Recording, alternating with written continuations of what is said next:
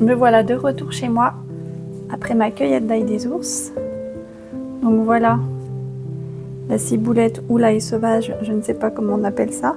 Alors j'ai réussi à déterrer 2 petits bulbes. Donc je vais essayer de les replanter pour voir ce que ça donne. Voilà, les autres seront consommés. Et voilà.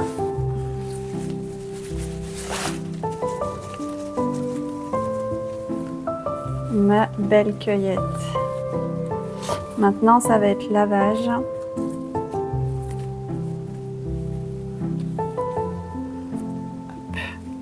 Avant cuisinage. Go! Je garde mon eau, je vais la mettre dans mon arrosoir dehors, comme ça je la jette pas et je pourrai arroser mes plantes avec quand elles auront besoin d'eau. Parce que là aujourd'hui, avec la pluie, il n'y en a pas besoin. Voilà, tout est prêt. L'ail des ours est nettoyé, il y a de l'huile d'olive, de la fleur de sel, du poivre. Donc je vais tester une recette avec les graines de tournesol et une autre avec les noix de cajou et bien sûr le parmesan. Donc je vais faire un petit peu à ma sauce, je vais essayer de peser un peu les ingrédients pour vous dire ce que ça donne. Et puis je vous marquerai ça du coup dans les commentaires pour les proportions. C'est parti!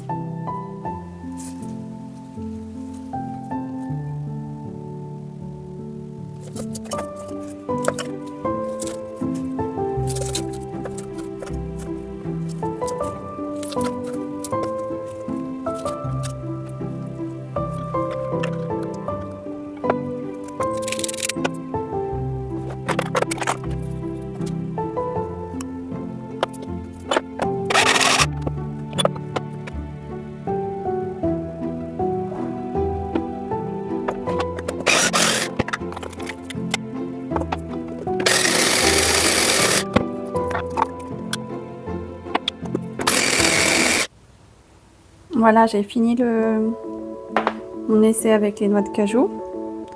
Donc j'ai ajusté un petit peu les proportions, ça me semble pas mal comme ça. Donc au final, pour vous dire, j'ai mis donc à peu près 50 g de feuilles d'ail des ours. J'ai mis en noix de cajou 30 g, autant de parmesan, 30 g. Donc du sel et du poivre, hein, une pincée de chaque.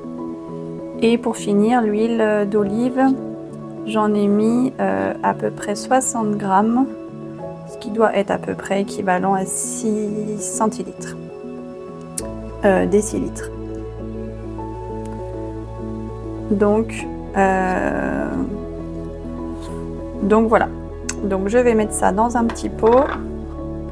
Donc moi là, je voulais pas faire une grosse quantité, c'est pour ça que j'ai fait des petites proportions.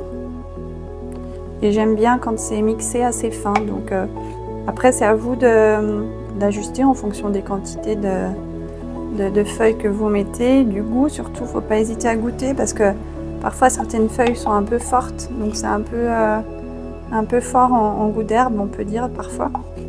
Donc faut pas hésiter à rajouter du parmesan et des noix pour venir un petit peu adoucir le goût. Et voilà. Donc mon premier petit pot aux noix de cajou. Maintenant je fais le deuxième avec les graines de tournesol et je vous dis ça. Bon alors voilà, j'ai fini le deuxième. Donc j'ai commencé avec les mêmes proportions qu'avec les noix de cajou. Et quand je l'ai goûté, je me suis dit oh il est peut-être un peu fort, je vais rajouter un tout petit peu de graines. Donc au final j'ai mis 10 g de plus de graines. Et là, je me dis qu'en le mixant bien, je le trouve plus épais que le premier. Donc, est-ce que c'est d'avoir rajouté un peu de graines qui donne cet effet-là, un petit peu plus consistant. Mais au niveau goût, je pense qu'il y a assez peu d'écart. Maintenant que j'ai terminé, je vais pouvoir comparer les deux et vous dire ça. Donc les mêmes proportions, si ce n'est 10 g de plus de graines, donc soit 40 g de graines au final. Bon alors les amis, je viens d'avoir une idée. Il me reste de la pâte à gaufres que j'ai fait ce matin pour mes enfants. Et je me dis que je vais goûter ça avec justement l'ail des ours. Donc on va se faire une petite séance dégustation. Alors ce que je vais faire, je vais peut-être en couper la moitié, justement pour voir la différence entre les deux. Donc celle-ci à la noix de cajou.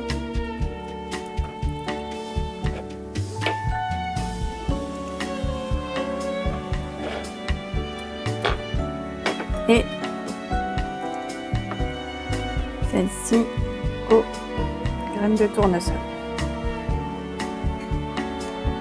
Qu'est-ce que vous en pensez? Ça peut être pas mal. Comme idée de recette.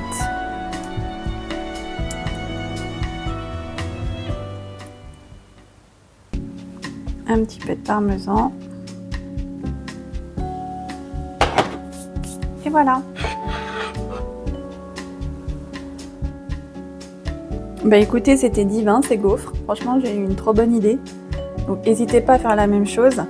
J'ai hâte ce soir de faire découvrir à mes enfants et à mon mari à l'apéro cette petite trouvaille. Il me reste un petit peu de pâte à gaufres. Je vais pouvoir la couper en petits bouts et on se fera l'apéro avec ça. Et c'est pas fini, j'ai prévu aussi de faire une pizza ce soir. Donc sur la pizza, je mettrai un peu de feuilles fraîches comme ils ont l'habitude de faire dans les restos avec de la roquette. Donc moi ce sera à l'ail des ours. Et puis sinon peut-être aussi un mélangé à de la salade verte. Et puis le reste, ça ira peut-être au congélateur pour d'autres recettes. Voilà, bah écoutez, j'espère que cette vidéo vous a plu. N'hésitez pas à vous abonner, je vais essayer d'en faire d'autres lorsque j'aurai le temps. Et je vous dis à très bientôt avec les petites cueillettes. Ciao! Pour vous donner le poids final au résultat, donc avec les proportions que je vous ai données, j'obtiens à la fin à peu près 150 g de produits finis. Donc, parce que là j'ai rempli mon petit pot, je sais pas trop la contenance, mais par rapport à un pot de yaourt, il est un peu plus petit. Et donc, il me restait donc encore ça. Donc peut-être 1,5 ou un tiers à peu près.